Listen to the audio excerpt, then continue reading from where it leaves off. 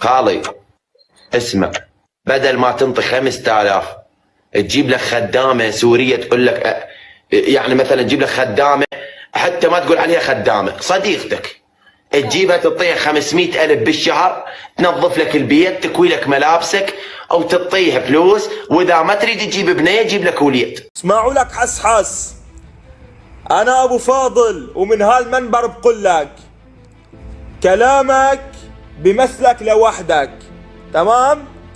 كلامك بمثلك لوحدك، وشعب العراق انت ما بتمثله، انت بتمثل نفسك وحدك. وشعب العراق شعب كرم، وشعب ابو الكرم وابو الحضارات وابو التاريخ، فانت بتمثل نفسك وتفيه. تمام يا حسحس؟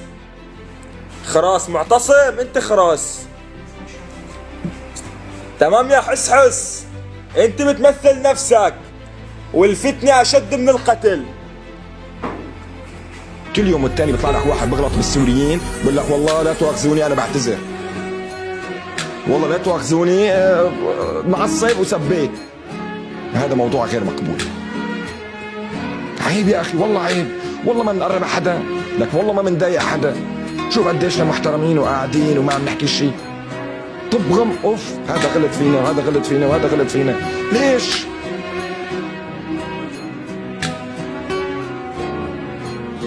هذا يعني بكل بساطة الشيء اللي عم يصير. وانتم شايفين أكثر من مرة عادي، انتم شايفين آخر يعني هالفترة كثير عم تنعاد هالقصص. كل يوم والتاني واحد بيغلط على السوريين يلا مشان يجيب ترند. موجه لحسحس عشرفك. بتضايق الكلمة ما؟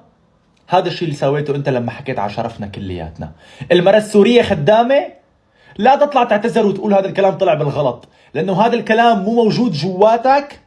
لو مو موجود جواتك ما بيطلع بالغلط، وكلنا بنعرف اي انسان بيغلط بيكون الكلام موجود جواته وطلع بالغلط بس خايف يعبر عنه، وانت رب العالمين كشفك وطلع وسخنتك. المرأة السورية فيكم تجيبوها خدامة، وكمان مو خدامة تعتبروها صديقتكم. صارت تفهم بالصداقة صاحبها، صارت صاحبها كمان.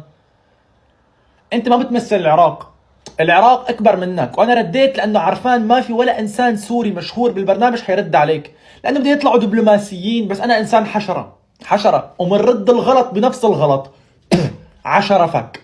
ايه لا عشرفك، عرفت؟ امك اختك كلهم عشرفك الك، على امك وعلى اختك وعلى اللي بده يشد بظهرك، وكل انسان سوري بيطلع معاك جيست عشرفه. كل انسان سوري من هلا بيطلع معك جيست كمان عشرفه، لانكم بلا شرف. عم تخلوا كل انسان يطلع يعمل عمله يعتذر، يطلع غيره يعمل عمله رد يعتذر، رد يطلع غيره يعمل عمله رد يعتذر. ونسوان سوريا انظف من امك ومن اختك. انا اسف على الكلام اللي عم يطلع مني، اسف، مو متعود، بس على شرفك. السورية جميلة كاللبنانية، حنونة كالأردنية، صبورة كاليمنية، ذكية كالمصرية، قوية كالفلسطينية، كريمة كالسعودية، خلوقة كالقطرية، وعفيفة كالعراقية. هي السورية يا حسحس، هي السورية. يعني أنا ما توقعت أولا من حدا عراقي، ثانيا من إنه حسحس.